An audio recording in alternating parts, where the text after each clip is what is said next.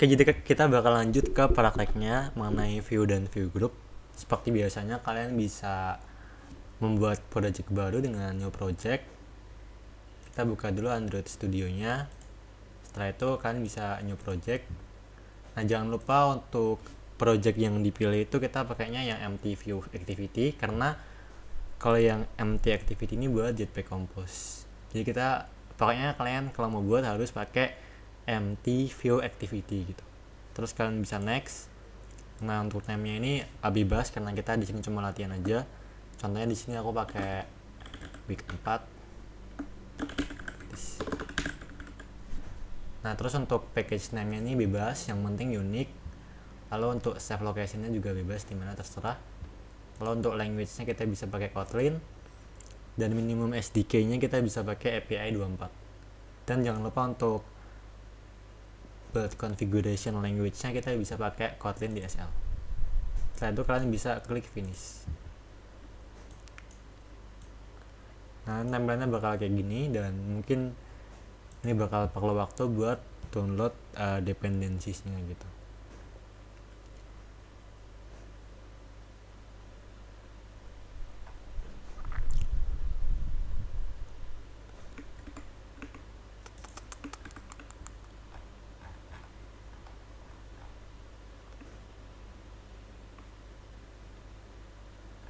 Nah, di sini sambil menunggu aku bakal jelasin mengenai langkah step by stepnya. Jadi di sini kita bakal menuliskan dulu string XML-nya. Terus kita bisa buka dulu directory res-nya, lalu kita buka yang values, lalu kita buka yang string XML. Nah, seperti yang aku bilang di pertemuan minggu lalu, bahwa kita itu nggak direkomendasikan untuk menuliskan string secara hardcode di codingan gitu ya, atau di file logikanya gitu. Jadi kita kalau misalnya emang udah ada string yang pengen dipakai, kita bisa menuliskannya di string.xml. Nah, ini udah ada contohnya dan langsung aku copy paste aja biar cepet. Nah, ini udah aku copy paste.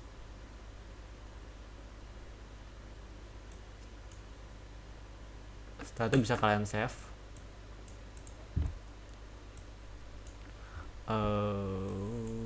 Bentar.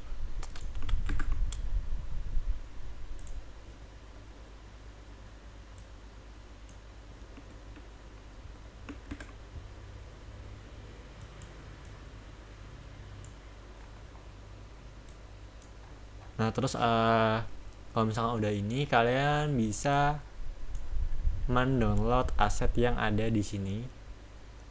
Ini aku udah download asetnya, jadi aku tinggal extract. Kalian bisa lihat di bentar. Nah, ini kalian bisa extract. Nah, setelah itu kalian bisa copy paste, kalian bisa select all, terus bisa kalian copy.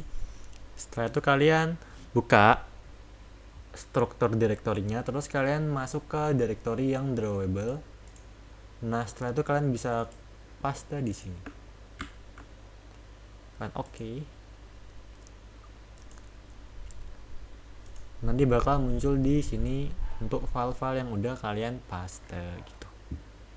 Nah, untuk penamaannya ini harus menggunakan huruf kecil semua, dan juga kalian kalau misalnya ingin ada beberapa kata, contohnya di sini ada pisang hijau, kalian bisa menggunakan underscore untuk memisahkan kata pisang dan hijau.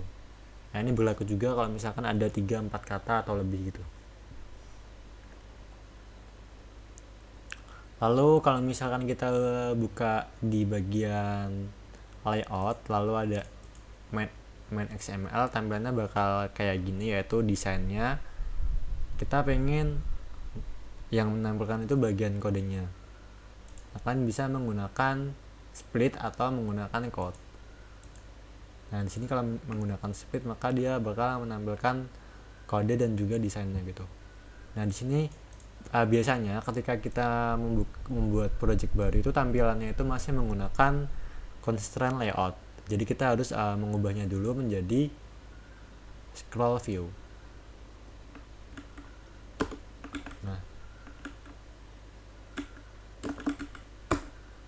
Kalau udah gini kita bisa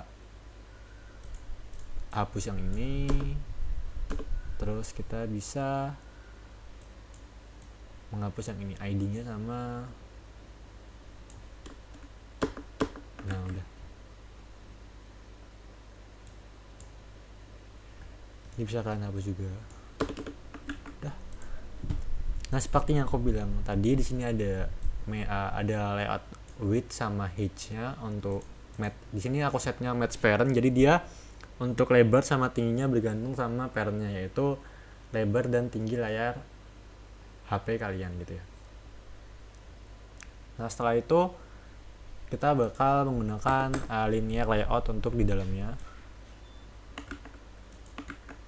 Nah di sini kita menggunakan linear layout seperti yang aku bilang tadi pas jelasin di teori, bahwa kalau misalnya kita menggunakan scroll view itu kita cuma boleh punya satu parent utama di dalamnya gitu. Dan contohnya di sini aku pakai linear layout.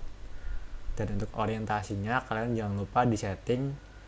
Di sini kita settingnya sebagai vertikal gitu. Lalu ada match parent, lalu untuk layout width-nya match parent, untuk layout height-nya itu wrap content. Nah udah, kita bisa menambahkan frame layout di sini. Nah untuk frame layout ini bisa kalian, ini aku copy paste aja biar cepat. Kita taruh di dalamnya linear layout. Nah kalau misalkan kalian lihat tampilan desainnya, ini udah ada gambar pisang hijau dan di atasnya ada teks pisang hijau gitu. Nah ini salah satu kegunaan dari frame layout. Jadi dia kita bisa men-set untuk image view-nya itu match parent, lalu height-nya itu wrap content. Jadi dia bakal menyesuaikan tinggi dari gambarnya, lalu ada colornya bisa kayak white, lalu ada gravity-nya bottom. Kalau artinya bottom itu berarti dia posisinya itu di paling bawah, lalu ada margin, start, dan bottom. Lalu untuk margin ini kalian kalau misalnya margin kanan kiri atas bawah sama, kalian bisa menuliskannya margin ini. Udah, cukup satu aja gitu. Nah terus ada tag view-nya, ada background. Jadi background ini kan agak gelap ya. Lalu ada drawable padding, lalu ada gravity-nya center vertikal, lalu ada padding juga. Nah kurang lebih kayak gini tampilan untuk frame layoutnya. Terus kita bisa lanjut ke tambahkan tag view di bawah frame layout. Kita bisa menambahkan tag view di sini. Nah ini ada, kita berhasil menambahkan tag view. Nah kalian bisa mengubah ukuran dari teksnya menggunakan text size, dan juga kalian bisa mengubah menggunakan text style atau bold. Bisa bold, bisa italic, atau kalau misalkan kalian pengen basic sesuai dengan bawaannya, kalian nggak usah menggunakan text style. Nah terus setelah itu kita bisa menambahkan menggunakan table layout di sini. Kita bisa menambahkan di bawah tag view. Nah ini ada table layout kayak gini. Kalau kalian bisa lihat, ada bahan-bahan, ada pisang hijau, ada bahan-bahan. Nah untuk table layout itu kita bisa menggunakan table layout, lalu di dalamnya bisa ada table row. Nah row kan berarti baris, dan di dalam baris itu ada beberapa kolom gitu. Nah ini ada beberapa kontennya, misalnya ini ada dua konten tag view, ada yang untuk namanya sama ada ingredientsnya. Kalau misalkan kita tambahin gini, kita paste, maka dia bakal jadi 3 kolom dalam satu baris. Nah kurang lebih gitu. Jadi ini contoh penggunaan untuk table row-nya, kalian bisa lihat sendiri di sini di modulnya. Lalu kita bisa tambahkan beberapa tag view lagi di sini. Nah ini ada beberapa tag view. Kita bakal menambahkan cara untuk membuatnya gitu. Terus kita bisa menambahkan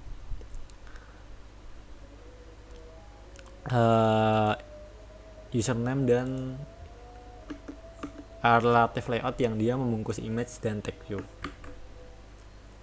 Misalkan kalau kita copy dan kita paste, dia bakal kayak gini.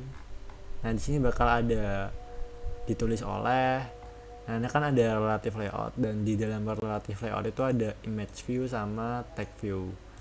Nah untuk relative layout ini kita bisa mengisi dengan image view, jadi dia bakal menampilkan gambar kucing ini, si Blacky. Lalu untuk teksnya ini untuk menampilkan seolah-olah username-nya gitu.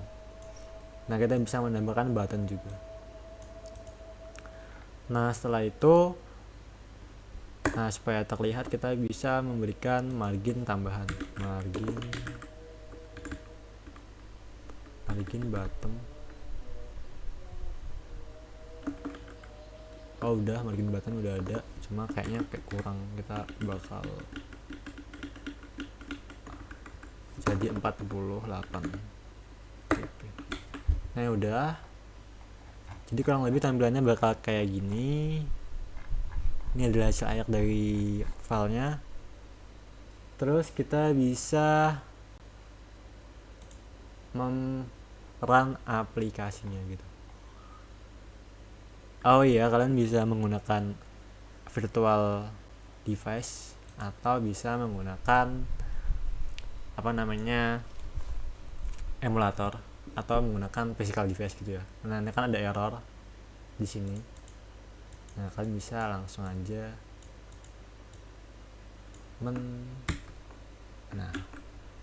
komen. Terus kalau misalkan kalian run ulang,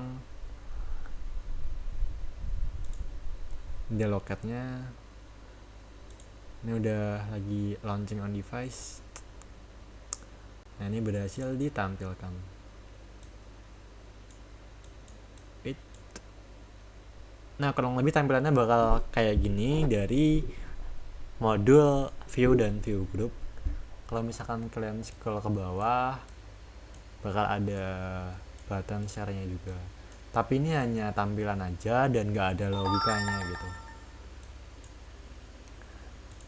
Nah mungkin untuk view group segitu aja. Kita bakal lanjut ke teori yang selanjutnya, yaitu style dan theme.